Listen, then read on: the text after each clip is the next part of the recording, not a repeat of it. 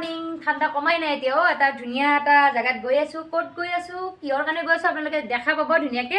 একদম এক্সাইটেড হৈ আছো পুৰা আজি নতুন এটা মানে কিবা এটা নতুন কামত গৈ আছো আৰু তাৰপিছত এয়া পুৰা ড্ৰেছ পাতি কৰি লৈছো পুৰা আজি একদম পুৰা অলপ সেইটো এনে দেখা হৈছে নে নাই কৈছে মোক ড্ৰাইভাৰন দেখা হৈছে আজি মানে এওৰ মানে বিৰাট এটা সপোন আছিল হা আমাৰ এটা কেমেৰামেন আছে হেমন্ত আছে পিছফালে হয় না গম পাইছা হেমন্ত নিকুঞ্জৰ এটা সপোন আছিলে সপোনটো আজি মই পূৰণ কৰি দি আছো মানে ইমান বেছি ভাল পাওঁ সপোন আজি এটা পূৰণ কৰি দিছে সপোনটো এতিয়া নকওঁ পিছত সকলোৱে গম পাব ভিডিঅ'টো চাই থাকিব শেষলৈকে সপোনটো আছে তাৰমানে মানে কি মোটামুটি পূৰ্ণ হোৱা বুলি ক'ব পাৰি আৰু যে যোনটো ভাবিছিলো তাৰমানে সেইটো মানে নিশ্চয় আজি মানে দেখা পাম আৰু চকু দেখছা মোক কিমান ভাল পাইছা হেমন্ত এইটো দেখা পাই আছো লাষ্ট পিছত কৈ আছো এতিয়া নকওঁ আৰু চবৰে আগত কম এইটো কথা কিমান ভাল পায় এতিয়া গম পাব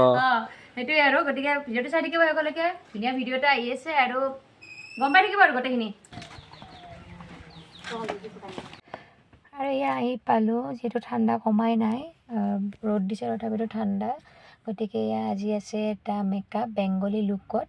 আৰু আপোনালোকক কৈ দিলোঁ মই ধুনীয়াকৈ আৰু এজনী দেখিছেনে মেকআপ আৰ্টিষ্ট তাই মোৰ মেকআপ আৰ্টিষ্ট তাই মোক বহুত দিন আগতে কৈ থৈ দিছিল যিহেতু মোৰ বেমাৰ হৈ আছিল সেইকাৰণে মোৰ আকৌ তাই কেঞ্চেল কৰিছে আকৌ ৰৈ আছে গতিকে অলপ ভাল পোৱাৰ পিছত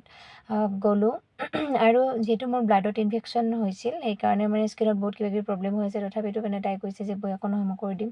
গতিকে এয়া ৰেডি কৰি আছে মোক আৰু আপোনালোকে চাব কেনেকুৱা লাগে বেংগলী লুক মোৰ প্ৰথম খুব ধুনীয়া এটা বেংগলী লুক দিব আজি মোক কিন্তু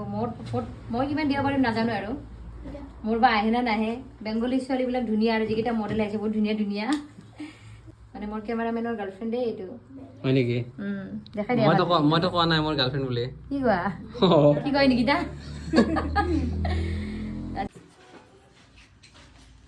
আৰু এতিয়া মেকআপ আৰম্ভ হৈ গ'ল চাওকচোন খুব ধুনীয়াকৈ কৰি আছে তাই আৰু এয়া আপোনালোকক ফাইনেল লুক দেখাই আছোঁ মই তো বলক আপোনালোকে মোৰ ফাইনেল লুকটো চাই ল'ব এয়া মোৰ ফাইনেল লুক দেখাই দিয়া পুৰা অলপ অলপ আমি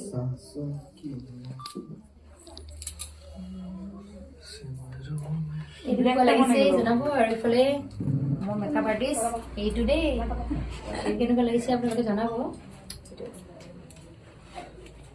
আৰু এইফালে মই এতিয়া ৰিলৰ কাৰণে শ্বৰ্টবিলাক দি আছোঁ চাবচোন আৰু তিনিওজনী মডেলক দেখাই দিছোঁ এইফালে আৰু মাজৰজনী যে ইমান ঠাণ্ডা ছোৱালী কথাই নকয় তাই বেছি আৰু এইফালে আমাৰ ফাইনেল লুক এতিয়া কিবা কিবি লেকচাৰ দি আছোঁ আৰু ৰিলৰ কাৰণে পূৰা একদম চাওকচোন এইবিলাক কিমান কি প'জ দিব লগা হৈছে মই এইফালে প'জ চ'জ দিবই নাজানো